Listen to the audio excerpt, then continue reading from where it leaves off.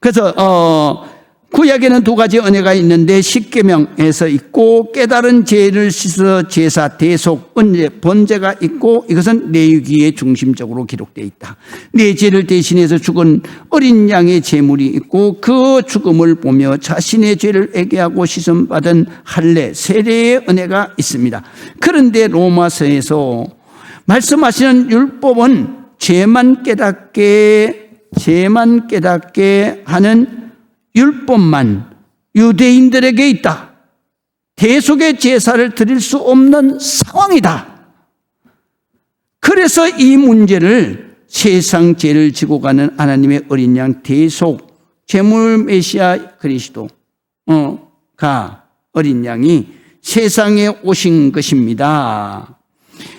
그분이 바로 예수 그리스도인데 그분의 죽음은 곧 내 옛사람, 바로 나의 옛사람의 죽음입니다. 예수 그리스도의 죽음은 바로 내 옛사람, 그냥 본능의 사람, 내 죄악에 죽은 것이다. 단절된 것이다. 그런 뜻이에요. 그래서 죽은 것입니다. 죽어야만, 죄와 단절돼야만 그리스도가 내 안에 사는 것입니다. 안 죽으면 뭐가 있어요? 단절이 안 됐기 때문에 사탄 마귀의 악령이 내 안에 들어와 있어요. 그렇기 때문에 그가 하는 모든 삶의 열매는 다 뭐예요? 사탄 마귀의 악령만 낳는 거예요. 악한 죄덩어리만 낳는 거예요.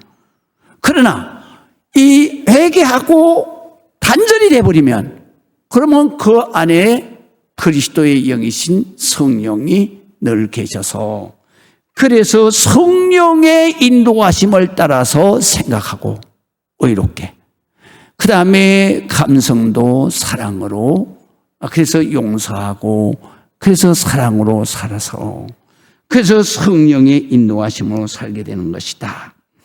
그래서 대속 제사가 없는 율법은 죄만 깨닫게 하는 것이지 죄를 씻어서 해결하고 죄악의 지배에서 벗어나 양심의 자유할 수가 없다는 것을 7장에서 말씀하시는 요점이다. 그런 말이에요. 그래서 오늘 본문의 중요한 단어가 4가지가 나오는데 하나는 뭐냐? 율법. 여기서 율법은 죄를 밝히는 것을 말하고 그 다음에 여기에서 지적하는 남편은 바로 뭐냐면 율법이 지적해서 내 안에 들어온 죄를 말하는 거예요. 그래서 율법은 그거를 말하는 것이고 남편은 율법이 지적해서 내 마음에 양심에 고통을 주는 죄를 바로 남편이라 그렇게 했어요. 그 다음에 죽음은 단절된다는 것을 말하는 거예요. 그래서 바로 율법이 지적한 죄, 그 죄 가운데는 사탄 마귀의 악령이 조종하고 있으니 그것과 단절돼야 됩니다. 그래야 성령의 역사가 임하게 되는 것이다. 그런 말이에요. 그래서 죽음은 단절을 의미하고 그 다음에 이 자유는 뭐냐면 죄가 양심의 가책으로 양심이 자유하는 기쁨을 누리지 못하도록 구속하는 거예요. 그래서 우리가 회개할 때 그 죄의 가책이 사라지는 거예요. 그래서 죄의 가책에서 해방될 때 내 양심은 자유를 누리는 거예요. 그 자유를 누릴 때 내 양심이 기뻐하고 내 양심이 편안한 거예요. 그것이 바로 영생의 삶인 거예요. 그래서 양심이 자유하게 한다. 그래서 자유. 그래서 사도 바울은 위 세 단어를 이해시키기 위해서 결혼한 여인을 예로 듭니다. 여인 인간은 법적인 율법으로 결혼을 합니다. 결혼을 하면 법적인 남편 율법의 지배를 받습니다. 그래서 율법만으로만 살면 죄를 깨닫기는 합니다. 그래서 더 많은 나의 죄를 알게 됩니다. 그러다 보니까 양심의 가책이 더 심화됩니다. 양심의 고통은 더욱 심해지고 죄악의 지배는 더 심해집니다. 이 고통은 죽어야 끝나는 것인데 죽을 수는 없지 않습니까? 이것이 7장의 내용이에요. 그러나 남편, 율법이 지적하는 죄가 죽으면 남편의 법적 구속은 해방이 되는 것이다. 죄가 내게서 사함을 받으면 그러면 내 양심이 자유하게 된다. 그러니까 죄의 구속에서 벗어나게 되면 내 양심은 자유의 기쁨을 누리게 된다. 해방되는 것이고 자유하는 것이다. 그래서 1절에 보면은 형제들아 내가 법을 아는 자들에게 너희들에게 너희의 말하노니 너희는 그 법이 사람이 살 동안만 그를 주관하는 사람이 살아있는 동안에만 율법이 지적한 죄의 지배를 받는 줄을 네가 알지 못하느냐? 이렇게 우리가 번역을 해야 되는 거다. 이런 뜻이다. 그래서 율법을 아는 유대인들은 율법의 지배를 받습니다. 그래서 1절에서 3절 한번 읽어보세요. 자, 형제들아 내가 법을 아는 자들에게 말하노니 바로 너희는 그 법이 율법이 사람이 살 동안에만 그들을 주관 지배하는 줄 알지 못하느냐. 남편이 있는 여인이 그 남편 생전에는 법으로 그에게 매임바 구속을 받게 되지만 그러나 만일 그 남편이 죽으면 그러면 그 죄가 죽으면 남편의 법 그 죄의 법에서 벗어난다. 단절된다. 그러므로 만일 그 남편이 생전에 다른 남자에게 가면 엄려를 낳는다. 다시 말하면 회개하지 않고 그 죄의 지배를 양심의 가책을 받으면서도 그러면서 교회에 나와가지고 하나님 은혜를 받는다. 그러면 회개하지 않고 하나님의 은혜를 받는다. 그러면 그의 삶은 다시 죄에 지배된 삶을 살게 되는 것이다. 그렇기 때문에 이거를 갖다가 뭐냐면 바로 성령 안에서 살겠다고 하는 사람이 바로 죄의 전 남편인 죄를 단절시키지 않으면 결론적으로는 이거는 영적인 간음이다. 그래서 구약 예언서에는 이 유대인들이 죄를 단절하지 않고 하나님 앞에 나와서 그래서 우상 숭배를 하기 때문에 너는 영적 간음이다. 그렇게 말하는 거예요. 그래서 너는 나와 결혼해서 바로 살아야 되고 자식을 낳아야 되는데 그런데 너는 우상 사탄마귀와 결혼을 해서 자식을 낳으니 너는 나에게 영적 간음을 한 그러한 엄려다 이거예요. 그래서 죄는 더러운 거다. 그렇게 말하는 거예요. 그래서 엄려가 된다. 그러나 만약에 남편이 죽으면 그 율법이 지적한 죄를 내가 사함을 받고 그것이 다 용서받고 깨끗하게 단절이 되면 그러면 그때는 내가 하나님의 은혜 안에 살아도 바로 그 죄의 자식을 낳지 않기 때문에 그렇기 때문에 너는 바로 엄려가 아니다 이거야. 할렐루야. 그렇게 우리가 번역을 하는 것입니다. 그러면 남편은 율법이 지적하는 죄를 의미합니다. 남편이 있는 여인이 그 남편 생전에 법적으로 그러니까 그 죄로 그를 구속하기 때문에 그에게 매임받거나 구속 지배를 받게 되지만 죄의 지배를 받는 거예요. 사탄마귀의 지배를 받는 거예요. 만일 그 남편이 죽으면 그 죄를 다 씻어버리면 단절하면 그러면 남편이 그 사탄마귀 죄의 그 영향력 지배에서 벗어난다 이거예요. 벗어나기 때문에 내가 죄의 고통에서 자유하게 되고 자유하게 되니까 내가 기뻐하고 내가 자유하게 되니까 내가 편안한 거예요. 하나님이 주시는 평안이에요. 계명을 따라 자신이 짓는 죄를 깨닫고 깨닫는 죄는 구약에서 아는 것만큼 많아지는 것입니다. 옛날에는 성전에 가서 번제를 드리고 회개기도 하면 해결이 되고 양심의 가책 고통이 사라지고 기쁨이 임했습니다. 그러나 로마인들이나 각지, 세계 각지에 사는 유대인들이 제사를 지낼 수 없고 죄 씻음을 받을 수 없으니 죄의 고통은 날로 심해진다는 것입니다. 그러나 이 세상 모든 사람들의 죄를 지고 죽으실 메시아가 오셔서 율법이 지적하는 나의 죄를 다 지시고 십자가에 죽으셨습니다. 그래서 이것을 믿는 자마다 다 구원을 받고 죄의 고통에서 해방되고 자유의 기쁨으로 살게 됩니다. 여기에서 죽은 남편은 구약 율법이 지적하는 죄를 그리스도와 함께 죽은 것입니다. 그래서 2절에 보면은 남편이 있는 여인이 그 남편 생전에는 법으로 그에게 매임바 지배를 받으나 만일 그 남편이 죽었다, 그 죄가 죽었다, 단절되었다 회개해서 그러면 바로 남편의 법에서 벗어난다. 죄의 지배에서 벗어나는 것이다. 그래서 3절에 보면은 남편의 죽음은 예수 그리스도의 대속의 은혜, 십자가 죽음, 그 다음에 연합된 나의 본능, 그 다음에 죄악, 옛사람을 의미하는데, 그러므로 만일 그 남편이 생전에 다른 남자에게 가면 엄려지만, 그러나 만일 남편이 죽으면 그 죄가 다 청산되면 그 법에서 자유에 되나니 다른 남자, 바로 예수 그리스도의 대속의 은혜를 믿는 교회에 나와도 엄려가 되지 않는다. 그래서 죽은 것을 어떻게 말하느냐? 갈라디아서 2장 20절에 내가 그리스도와 함께 십자가에 못 박혀 죽었나니 그런즉 이제 내가 사는 것이 아니요 내 안에 그리스도께서 사신 것이다. 이제 내가 육체 가운데 사는 것은 나를 사랑하사 나를 위하여 자신을 버리신 하나님의 아들을 믿는 믿음 안에서 사는 것이다. 그분이 내 안에 들어와 계신 것을 믿고 사는 거다 이 말이야.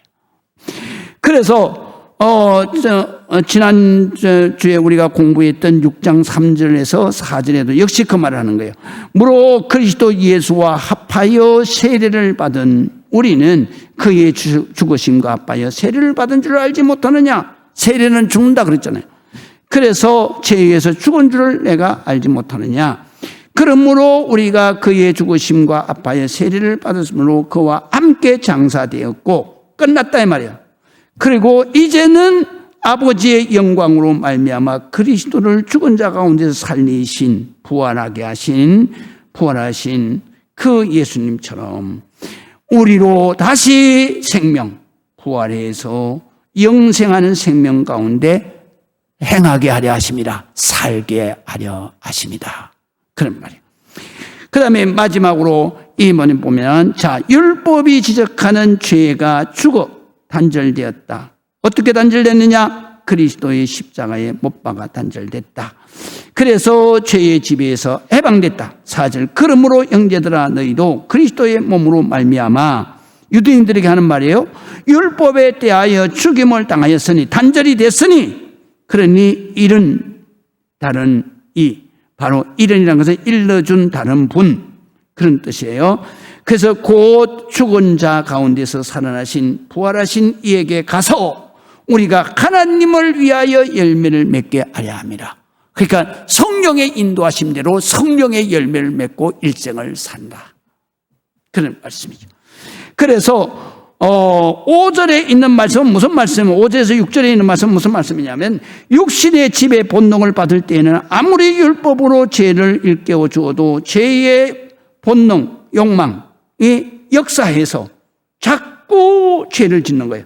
결국은 죽음에 일어나 이제는 우리가 얽매였던 율법이 지적하는 죄에 대해서 죽었다, 죽고 단절됐다. 그렇기 때문에 우리가 그 죄책감에서 해방이 되었습니다. 그러므로 우리는 율법에 의한 낡은 방법, 그러니까 제사를 지내고 하는 방법, 이거는 낡은 방법이야. 이제는 여러분들이 다 성전이 없기 때문에 이렇게 해가지고는 지금 구속의 은혜, 죄 씻음을 받을 수가 없다. 그렇기 때문에 이거를 낡은 방법이라 그랬어요. 그래서 낡은 방법으로 아니라 성령의 새로운 방법, 그러니까 예수 그리스도의 십자가의 대속의 은혜의 새로운 방법으로 하나님을 섬기게 되는 것이다. 그런 뜻이에요. 그래서 5절에서 6절 한번 읽어보겠습니다. 우리가 육신에 있을 때인 율법으로 말미암는 죄의 정욕이 우리 지체 중에서 역사하여 우리로 사망을 위하여 열매를 그래서 맺고 살게 했지만은 이제는 우리가 얽매였던 것에 대하여 죽었으므로 단절되었으므로 그 죄에서 단절됐으므로 율법에서 벗어났나니 율법이 지적한 죄에서 벗어났으니 그러므로 이름으로 우리가 새 영, 성령의 새로운 것으로 섬길 것이다. 바로 성령이 내 안에 모시고 살면서 성령이 지배하는 삶을 살게 될 것이다. 그래서 율법의 조문에 묵은 것으로 아니할 것이다. 제사 지내는 걸로 안 한다 이 말이야. 이제 할렐루야. 그래서 유대인들도 지금은 제사 지내는 걸로 안 하는 거예요. 우리도 예수 그리스도의 십자가의 대속의 은혜로 예배를 드리고 죄 씻음을 받고 내가 죄와 단절하고 그 다음에 성령의 그 인도하심을 받는 지배하심을 받는 기쁨의 삶, 평안의 삶으로 영생을 누린다. 그런 말씀. 그 다음에 7절에서 8절은요. 그러면 율법이 죄냐? 결코 그렇지 않다. 율법이 없다면 내가 무슨 죄를 졌는지 알지도 못하는 것이다. 이런 말이에요.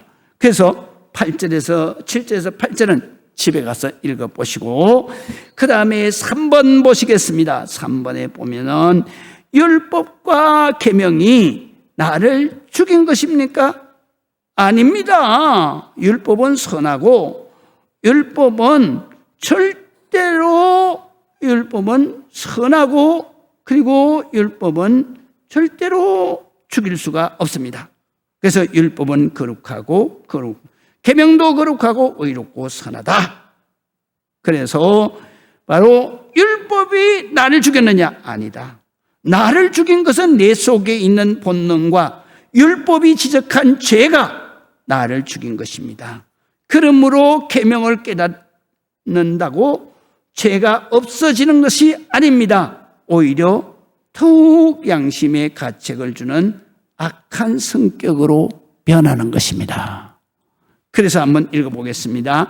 11절에서 13절 죄가 기회를 타서 이 기회를 타서라는 얘기는 뭐냐면 네 본능으로 일어나는 욕심과 욕망이 기회예요. 사탄 마귀에게. 그래서 야고보서 1장에 이렇게 말씀하세요. 욕심이 잉태하면 죄를 낳고 그 죄가 계속 쌓이면 장성하면 네가 사망을 낳는다. 사망을 낳는다는 것은 하나님과 완전히 끊어진다 이거야. 그러면 어디로 가느냐? 사탄 마귀 악령이 지배하는 지옥으로 가는 것이다. 이런 뜻이에요. 그렇기 때문에 여기 기회라고 하는 것은 본능이 우리에게 갖다 놓은 욕심과 욕망이 사탄이 들어오는 기회다 말이에요. 그렇기 때문에 우리가 죄를 지지 않으려고 그러면 욕심과 욕망을 무조건 버려야 되는 거예요. 그거를 십자가에 못 박아야 되는 거예요.